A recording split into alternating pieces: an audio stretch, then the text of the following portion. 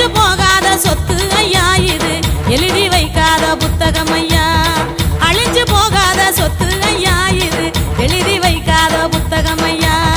முடிஞ்சு போகாத கதை இதையா இப்போ மூச்சு விடாம பாடி வரேன்.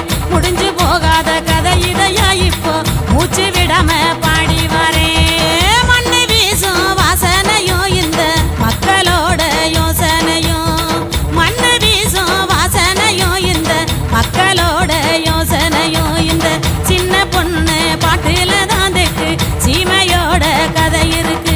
இந்த சின்ன பொண்ணு பாட்டுல தான் தெக்கு சீமையோட கதை இருக்கு. இந்த சின்ன பொண்ணு பாட்டுல தான்